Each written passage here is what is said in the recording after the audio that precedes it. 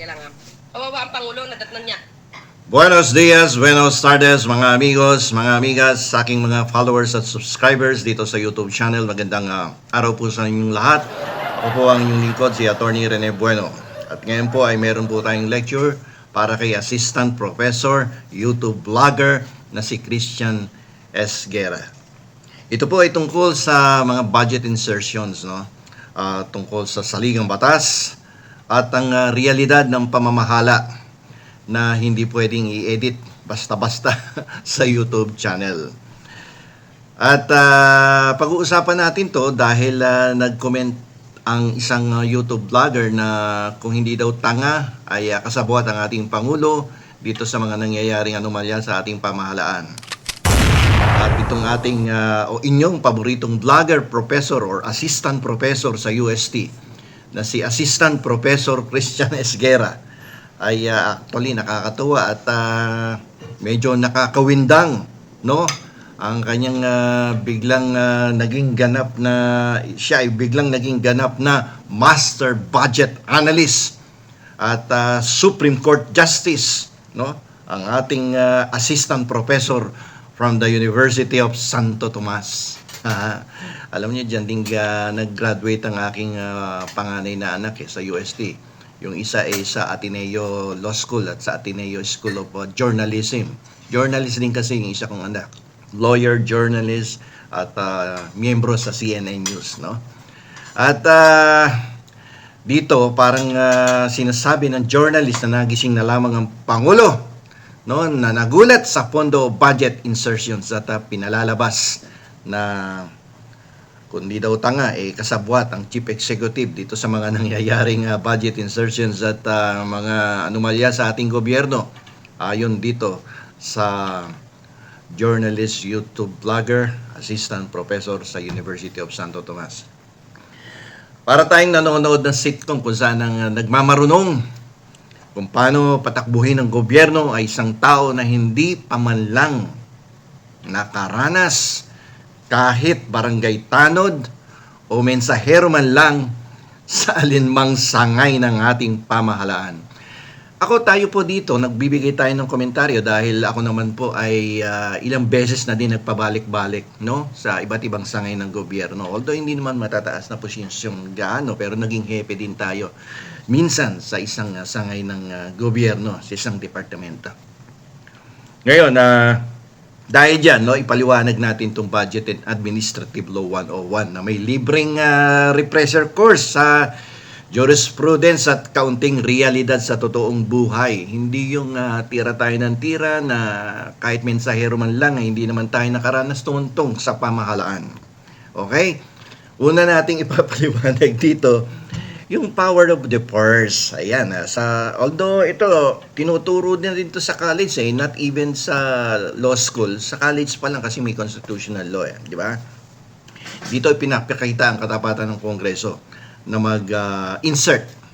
Kasi ayon sa ilalim po ng ating Philippine Constitution, in particular Article 6, Section 24 and 25, ang Pangulo po ay nagmumungkahi lamang ng panukalang budget sa pamamagitan ng National Expenditure Program, yung NEP. So ulitin ko, nagmumungkahi lamang ang Pangulo through the National Expenditure Program. Ngunit ang totoong power of the purse o ang kapangyarihang mag-approve at maglaan ng pondo ay nakatalaga po yan, no, sa Kongreso, sa Kamara at sa Senado. Yan po ay obligasyon ng Kongreso. Okay? Ngayon, suportahan natin itong statement na to. Ayon po sa landmark case na Arroyo versus Aquino, malinaw na ang lehislatura ang may eksklusibong kapangyarihan sa pagpasa ng General Appropriations Bill. Okay? Sa madaling salita, ang mga kagalang-galang na kongresista diyan sa Kamara, diyan sa Senado ay may legal na karapatang magbawas, magdagdag, bawas dagdag. At mag-insert ng pondo habang pinagdidiskusyonan pa ang pondo ng ating pamahalaan.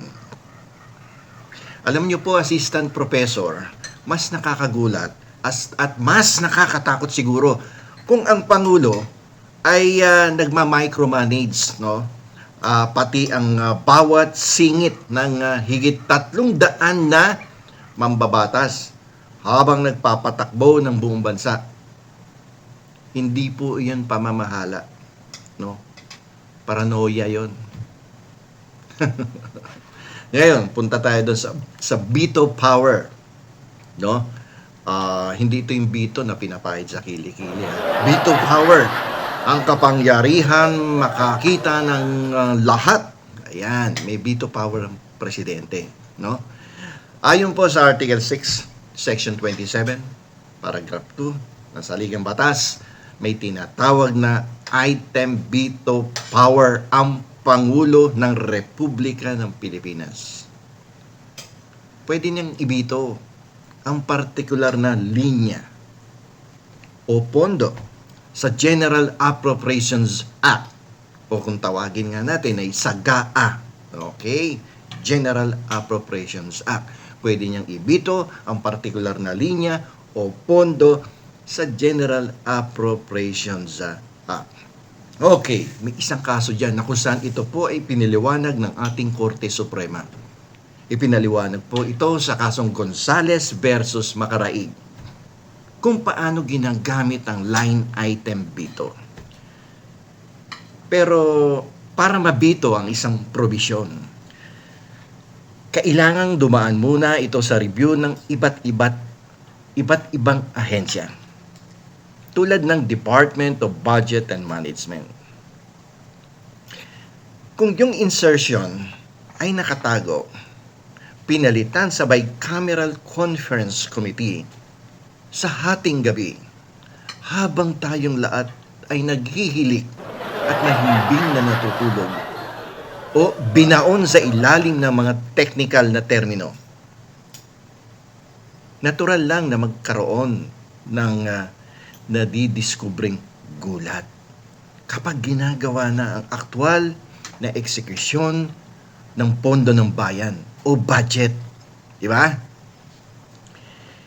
Hindi po magic spell ang veto power na kapag pikit ng Pangulo ay makikita niya agad ang lahat ng magic, lahat ng mahika ng Kongreso. Hindi ho si Superman yan. Hindi yan si Spider-Man. No? Hindi yan comic hero. No? Ordinaryong tao din yan. Okay. Tingnan natin yung lawak ng tungkulin ng Pangulo at ang alter ego doctrine. Itong alter ego doctrine, natalakay na natin to nung mga nakaraang taon. So, we will not discuss it further today. Alam niyo po, hindi makatarungan at nagpapakita ng kawalan ng kaalaman sa public administration ang mabilisang pagkap ng salitang tanga o kasabwat kapag hindi agad natuklasan ng Pangulo ang isang dumi, isang mess o anomalya sa Office of the President o sa buong ehekutibo. Madali po magsalita ng tanga o kasabwat. Madaling sabihin yan, pero mahirap patunayan.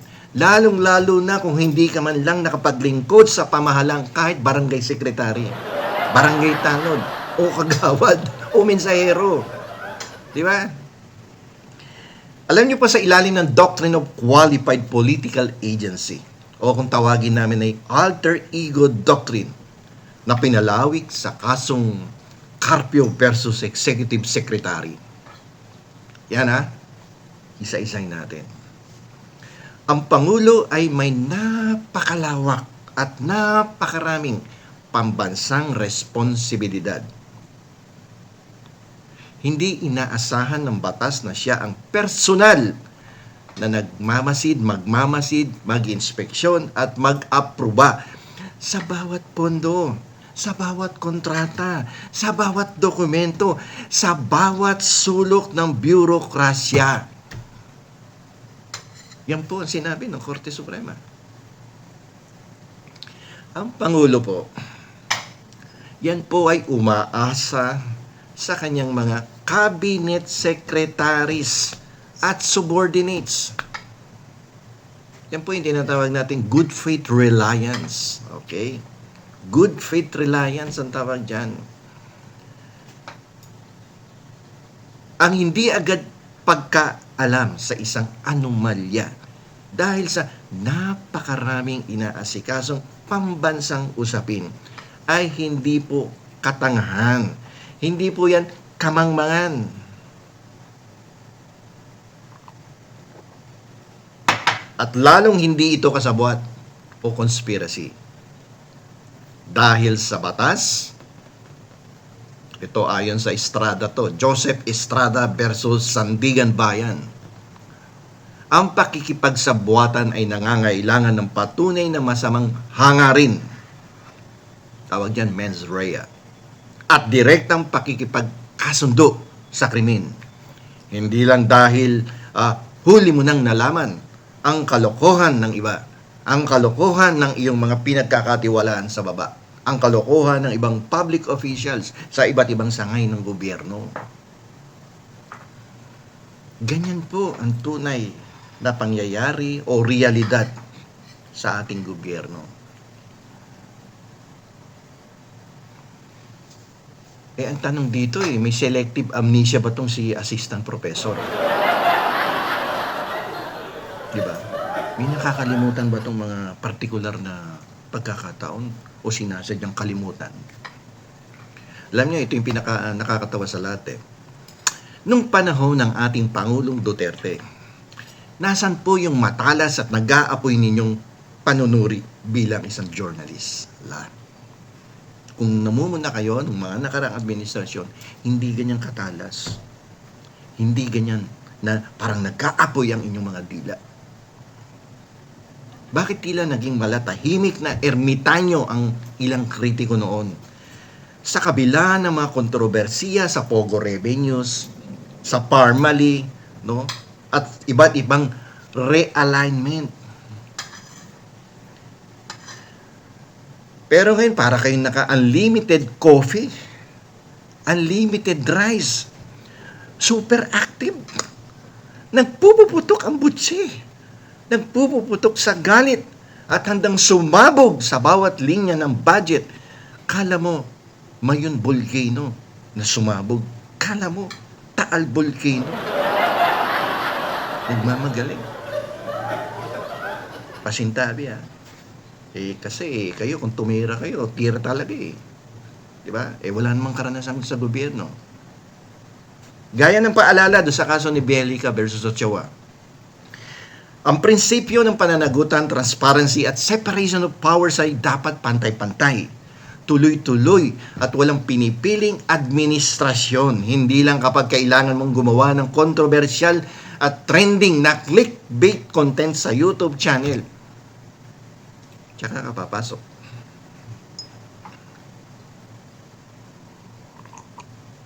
Huwag ganun. Kung wala kang ka-background sa government, huwag kang mag-aasta, nakala mo budget analyst, master of budget, master of law. Mahirap yun. May kanya-kanya tayong linya. Limitahan mo yung sarili kung saan ka lang, where you belong. Okay? So, may payo tayo dito no? Alam niyo po yung pamamahala sa bansa at pagpapatakbo ng pambansang budget ay hindi po yan katulad ng paggawa ng syllabus sa classroom o yung pag-stream sa YouTube channel na pwede mong cut, edit, o lagyan mo ng dramatic sound effects kapag may mali. O kaya maglagay ka ng ilaw dito sa kaliwa, maglagay ka sa kanan para pumogi ka, lagyan mo pa doon sa harapan. Ang dami mong ilaw, ang ganda ng background mo, no? Ang ambience, ang galing. Hindi po ganun ang pamamahala sa gobyerno. May proseso ang constitutional checks and balances.